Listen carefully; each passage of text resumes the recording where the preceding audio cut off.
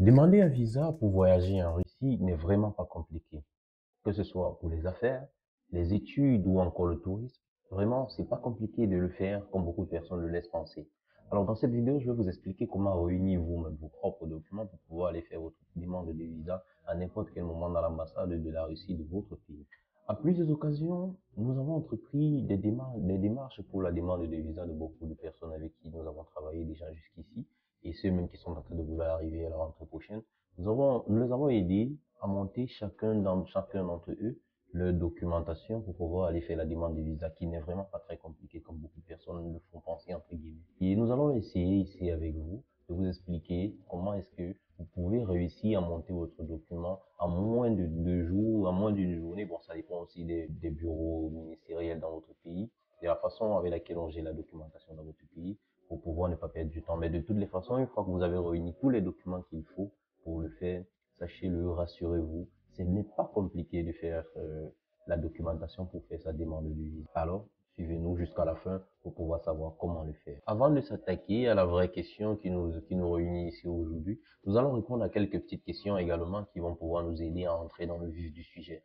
Notamment, qu'est-ce que le visa et qui doit le demander? Le visa n'est rien de plus qu'une autorisation pour entrer, séjourner ou transiter par le territoire de la Fédération de Russie, concédé à des citoyens d'autres nationalités. C'est un document qui se colle dans votre passeport. Donc, une fois que vous avez votre passeport, déjà la première condition pour pouvoir avoir un visa, c'est d'avoir le passeport. Une fois que vous avez le passeport et que vous avez entrepris toutes les démarches nécessaires pour pouvoir avoir le visa, dès que le visa est disponible, on le colle dans votre passeport, il y a l'espace dédié pour cela. Si vous êtes français, belge, tunisien, marocain, camerounais ou bien de la Côte d'Ivoire, quel que soit le pays où vous venez, vous avez besoin d'un visa russe pour pouvoir arriver sur le territoire de Russie. Il n'y a que quelques pays que je vais citer plus tard qui sont autorisés à voyager en Russie sans besoin de visa. La deuxième question, quels sont les types de visas existants? En fonction de l'objet de l'entrée sur le territoire de la Fédération de Russie, il se délivre 7 types de visas. Le premier type de visa, c'est le visa touristique. C'est le plus commun. Ce type de visa est délivré aux citoyens étrangers se rendant en Russie à des fins touristiques, à simple ou double entrée pour une durée maximale de 3 mois, ou entrée multiple valable 6 mois, permettant de séjourner en Russie jusqu'à 90 jours durant cette période. Et également le visa commercial, dans le cas d'un séjour en Russie pour des motifs à caractère professionnel. Et il y a le visa qui nous intéresse, qui est celui-là que nous faisons constamment, le visa étudiant. Le visa étudiant se délivre pour étudier en Fédération de Russie par le biais d'une invitation. C'est le seul moyen par lequel vous pourrez avoir un visa étudiant ici en Fédération de Russie. Il y a le visa travail, le visa pour travailler en Russie qui est délivré par certaines succursales ou bien des entreprises qui vous donnent la possibilité de voyager pour venir continuer à travailler en Russie. Il y a aussi le visa humanitaire pour les séjours d'échanges culturels à caractère sportif, scientifico-technique, sociopolitique, religieux ou pour des missions humanitaires.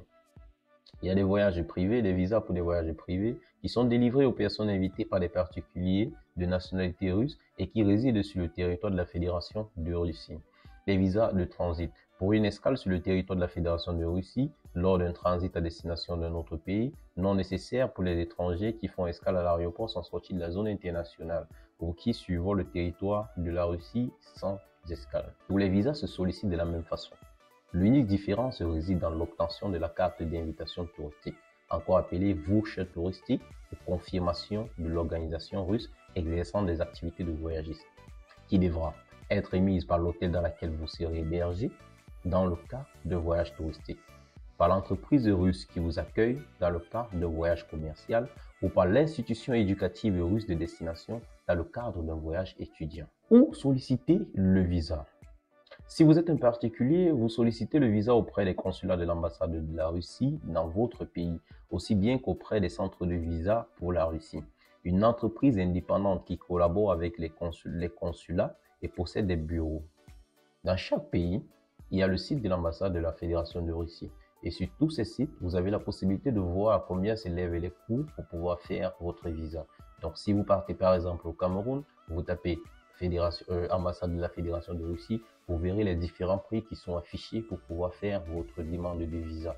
Si vous partez par exemple à Kinshasa, vous pourrez également voir cela. Si vous partez de la même façon en Côte d'Ivoire, vous verrez les différents prix pour pouvoir faire la demande de visa dans les différents bureaux consulaires. Le pays Travel Agency pour vous aider dans toutes ces différentes démarches. Donc, si vous rencontrez ou bien si vous avez un besoin d'émettre une demande de visa, vous pouvez nous contacter pour que nous puissions vous aider. Vous n'êtes pas bien préparé ou bien si vous n'avez pas la chance d'être bien suivi, vous n'aurez pas de pouvoir réussir à faire la démarche pour pouvoir avoir votre visa et vous serez à chaque fois envoyé ou bien à chaque fois vous aurez des refus de visa. Alors, il est important de suivre une bonne agence ou bien de suivre une bonne personne pour pouvoir réaliser et réussir cela. Il est important, une fois que vous avez peut-être reçu l'invitation de la part d'une université ici en Russie, il est important d'aller déposer votre demande de visa un peu tôt. Parce qu'il y a la possibilité que le traitement prenne du temps et tout, et tout, et tout. Et c'est là où vous ralentit dans votre procédure ou bien dans votre traitement du dossier.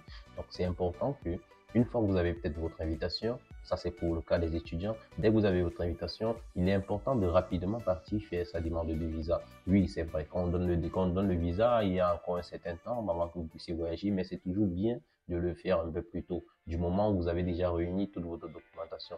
Donc, quand vous lancez votre procédure pour voyager,